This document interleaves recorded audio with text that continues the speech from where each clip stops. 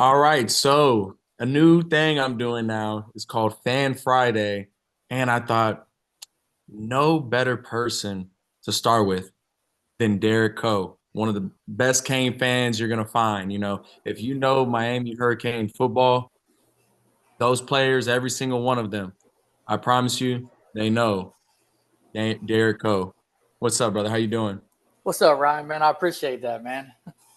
No, for sure. I mean, look, I'm telling you, if you've been around Miami football long enough, you know Derek Coe. I mean, you're at all the games, at all of our the events, and the players don't just, oh, I see you and know that guy. No, they know you personally. You know, Right. you've had a relationship for a while now. We talk about different things, and I know that you have relationships with former players. That's something else that we're going to go into as well. But first, I just want to start off with like, how was your upbringing? Where did you grow up? How did you become a Canes fan? What how did you become a diehard Kane fan at that? So obviously I was born in Rochester, New York. My grandfather worked at Kodak for over 50 years, and when he decided to retire, he decided to come to Fort Lauderdale, bought a couple condos down on the beach. Um, when I was about 5 years old, my grandfather passed away. He had a massive heart attack. So we drove down for the funeral, and then my parents are like, "Well, this ain't nothing like New York. Like this is sunshine." So they decided to, stay down here. And I grew up in Lauderhill, kind of in Broward County. So kind of like moved a couple of spots around when I was younger. And as I got into middle school, um, that's when I really fell in love with UM. And it was because of one of the first games I ever watched. And I played Little League, I played Pee Wee Ball and things like that. But watching like the '86 Fiesta Bowl and just seeing like the mantra that the Hurricanes had with the fatigues and just Jerome Brown and just like that era where like it was Miami against everybody, right? Like I took notice to that. I'm like, man, like this is pretty cool, man. Like I want to be like one of these dudes one day. And I fell in love with UM kind of from there. But as I went to middle school, I developed a relationship with a kid named Twan Russell. Obviously, he played at the University of Miami, wore number 45, went on to play for the Miami Dolphins. But him and I were best friends in middle school. We were entrepreneurs.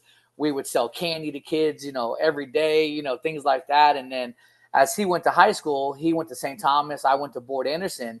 Again, still watching him play, and I played. And then, when he decided to commit to the University of Miami, that just kind of solidified some stuff. So it was my relationship with Twan, and then watching him, get better and better and and get an opportunity to play at the University of Miami.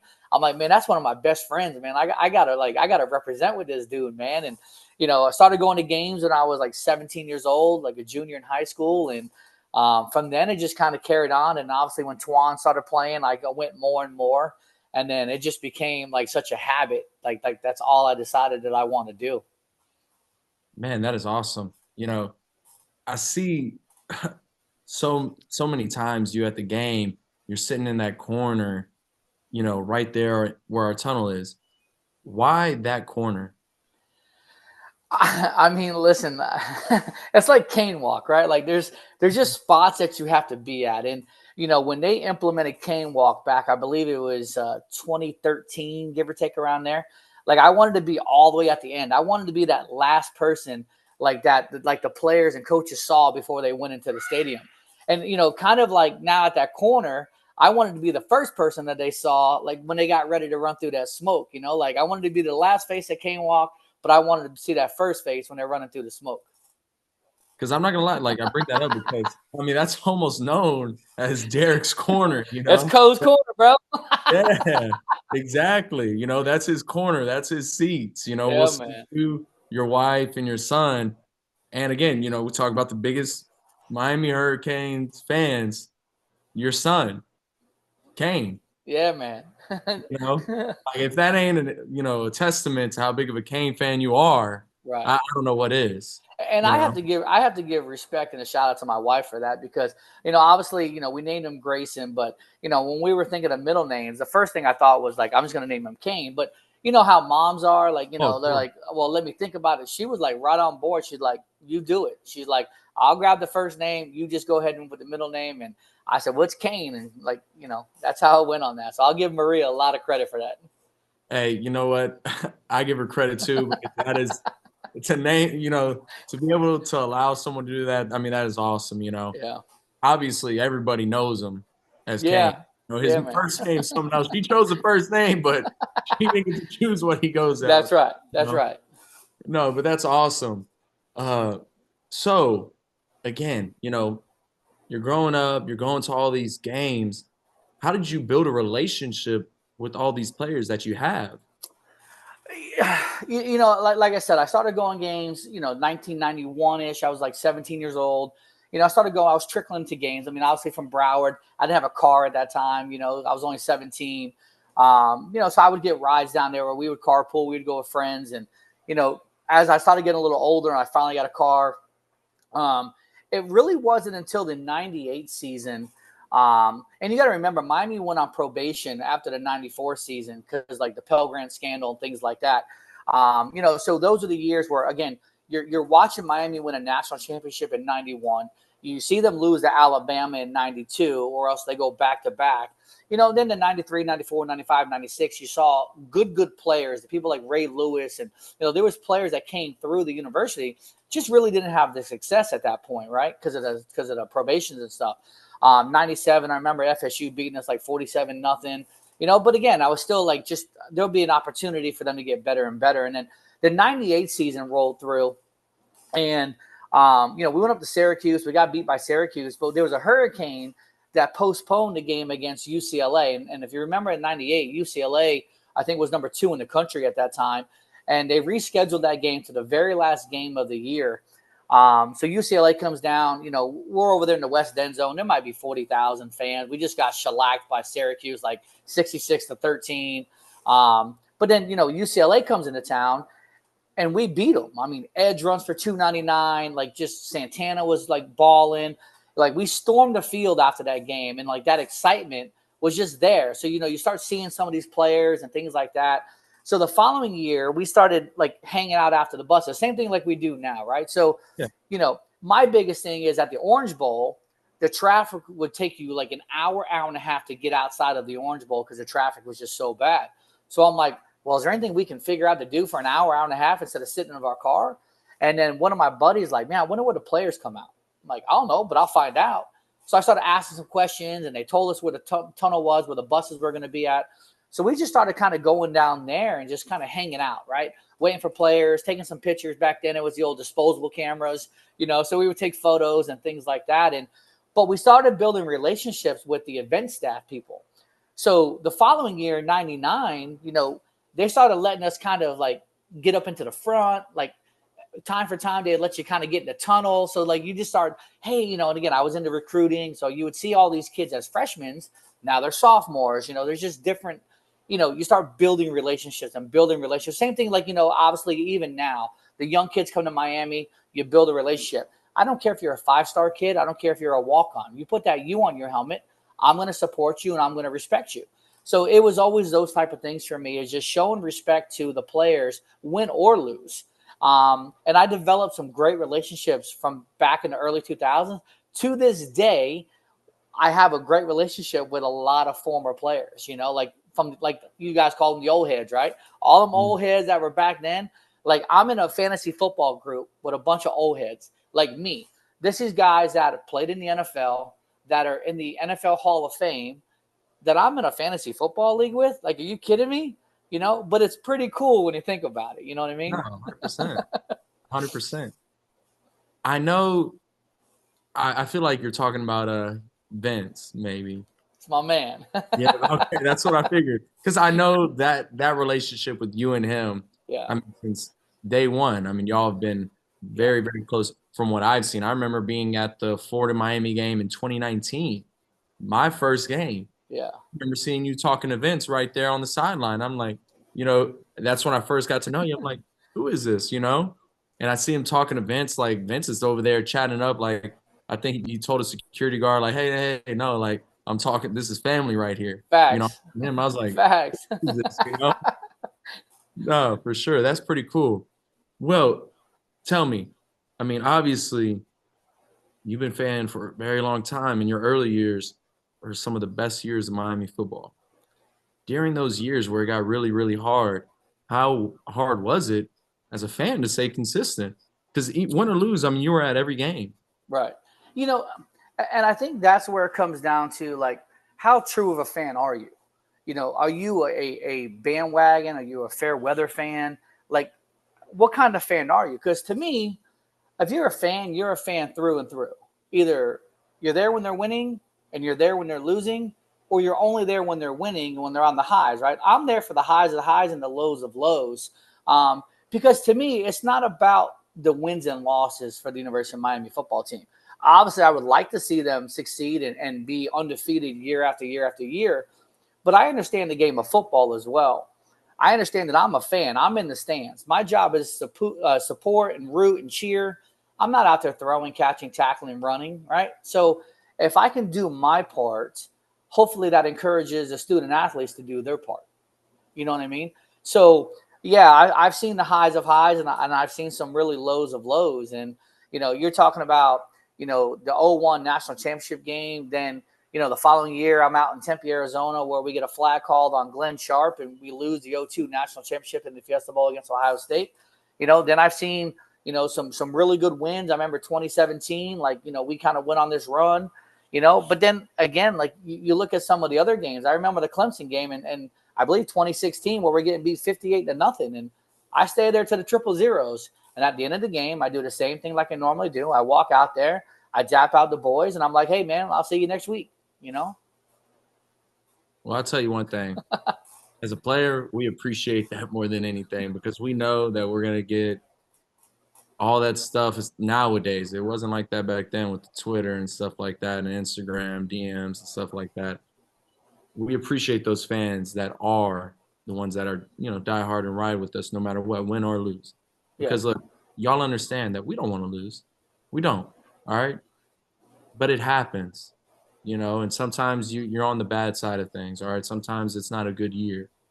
And to have those fans still there behind you, it gives you a little extra to go and play for, right. you know, because you never want to disappoint the fans, and honestly, it helps a lot. It Yeah. truly, truly does. And one thing I wanted to ask you really is your definition of a true fan. What does a true fan do? How does he treat opponents' fans? How does he treat the players, the coaches, win or lose? If you're beating a team's butt, how do you treat the others' fans? Or how do you treat those players? You know, what is it? How is it? Obviously, as an individual who like loves University of Miami, like I'm gonna be like as true as I can be. Like I'm gonna be thorough. I'm gonna be supportive. Listen, I'll call a spade, right? Because I think you have to, right? But in no way will you ever see me blasting a student athlete on social media. That's just for what reason? Like again, that goes back to my previous comment where I'm not out there running, throwing, catching, blocking. Like I'm a fan, right? So for me to throw shade or throw stones at an individual going out there and doing their best, like that doesn't do anything for me. As a fan, I think we have a responsibility too, though, is not only to our school but also to opposing fans as well. Whether we're home or we're on the road. I remember last year, 2 years ago, we went out to A&M, and those fans treated us phenomenally. Like when I tell you that was probably one of the most hospitable, you know, away environments that I ever been to. It was. I mean, obviously, 2002, we went out to Tennessee, and those people treated us the same way. We had all orange and green on. They were inviting us to barbecues. They're like, "Hey, you guys want to plate as we're walking by?" Same thing that happened at A&M, right? So I think it depends on who you're playing. Like when I go to Tallahassee, do you think I'm showing respect to those fans? Absolutely not. When we went up to Florida last week, do you think I was showing those fans respect? Absolutely not. So I think it comes like a time and a place in order to carry yourself a certain way, depending on who you're playing, whether it's Notre Dame, Florida, Florida State. Like, you're not getting any respect from me. You know what I mean? Uh, But, and again, like there's so many good fans out there, like some genuine fans that live and breathe Miami football or Miami basketball or baseball. Like, my boy Dolphin Derek, he's one of my ride or dies. Everybody knows who JD is. My boy Shane Robinson. There's just people out there that just like that love the university. You know what I mean? And I have a core group of friends that will like just do whatever we can to help support this university. And when we tailgate, we have the Cane Boys, La Familia, everybody out there in the West Side. Like that's what we do, man. And like we might not see each other all year, but when it comes to football season, like bro, like it's like we've never even like skipped a beat. You know what I mean? And to Mhm. me, that's where your fandom comes in. You know what I mean? Because that fandom turns into a family. You know what I mean? So like, you meet people from time to time, and then all of a sudden, like, the next week, you get introduced to this person, then you get introduced to another person, and then the next month, and the next year, and then like you're just continually building that cycle of relationships, man. Same thing I have done with the players, but you do that with fans as well. 100%, man. And I love that. And look, honestly, we appreciate you a lot. I have one more question. One more. And this is going to be a controversial one. I already know it. People are going to have to answer this. Go ahead and give me your top five Canes of all time. I mean, it's pretty like my top three is solidified no matter what. Vince, Dan Morgan, and Mike Rump. Like those are my guys, man. Um, like I firmly believe that.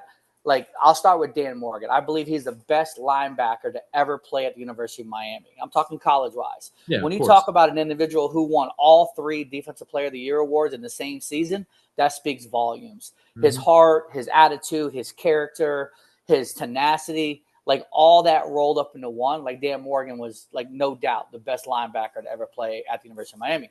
Vince is my guy. Like Vince, I will do anything for Vince. He is probably like the greatest human being I've probably ever met in my life. A big teddy bear per se. I've called him Big Daddy. Since he stepped on campus, and even now when we're texting back and forth, I call him Big Daddy. You know what I mean? And then Mike Rump, like I said, I'm like Mike Rump is something special. When you talk about a true Hurricane, that is Mike Rump through and through. That guy loves his school. He loves his alma mater. He loved playing for the U, and you can just see that in him. And him and I built relationship again, going back to like '99. So those are three of my top, hands down. And then it's where it gets a little tricky, right? Because it's like there's so many good dudes out there. My fourth would probably be a current player, only because it's like uncle to Grayson, which is Andy Borgalis. Like Okay. like Okay. that is like Uncle Andy for Grayson. Like that Mhm. is him and Jose. Like they treated us, and I've met Andy when he was a junior in high school, and this was before Jose even transferred from FIU. But we've built a strong like family connection with his parents and as well as like Marie and Grayson and myself. So, Andy is definitely up there as one of my top five. And again, it's hard to say. Like, if I had to go for like a favorite player, probably my last one would be Benny Blades. Like me and Benny, just he's an old head, man, but there's just something about Benny. We still talk to this day. Like he kind of exemplified that back end of, people are going to say Sean and Ed and all these other guys, right? Which again, I could name those too, but I'd probably go, Vince, Dan, Mike, Andy, and Benny is probably my top five. All right. Some people might not like those answers. Some Yeah. might not, but I respect it. I'm you not know, saying I agree, no, or well, you didn't. disagree. Yeah, I mean, because again, it's like, how do you define? And every individual is going to have their top five players, 100%. right? 100%. So, and I just looked at personal relationships that I have with some of these guys, and again, being around the program for so long, you get to see and meet so many different people, even coaches like Mario Cristobal. Like people want to knock on him for what happened and some of the things that happened last year during the season, but you look what this man is building at the University of Miami. You talk about 5-7 his first year. Last year, and again, that 5-7 season, you're getting beat by Middle Tennessee State. You're getting beat by Duke. But then you go into second season, you look at they could have won almost every single game they played in last year. They were in every game. And then you look at year three, and you look at the foundation that he built from year one to year two to year three. And obviously, look, Florida's having a down year, but you're still playing an SEC opponent in away in the swamp, and you handled that, right? Again, I want to see the next 4 or 5 weeks and see how it continues. But Mario Cristobal is building something special here at the University of Miami. What you said about the Miami and Florida game, it's still an SEC opponent. They're in a down year, and they handled them. I agree with you in every word of that. Another thing I'll add to that is they did what they're supposed to do, right? You Mhm. look at the team, you look at the roster we built, and you look at years before. How many times have we gone into a game where like, you know what, we're supposed to roll this team and we don't? Right. I mean, I think I mentioned this the other night to somebody. I think 2009 is the last time we went on the road for a big time game and won it. It was up in Florida State. I think we won 38-34.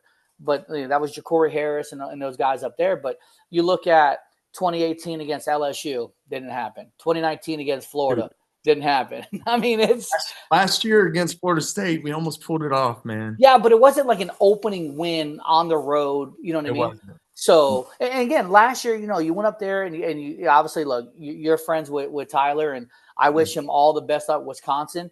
But you went into that game last year at Florida State with Emory, being your starter quarterback, and it was close. The game, the score was close, but some of the throws, again, I call a spade a spade.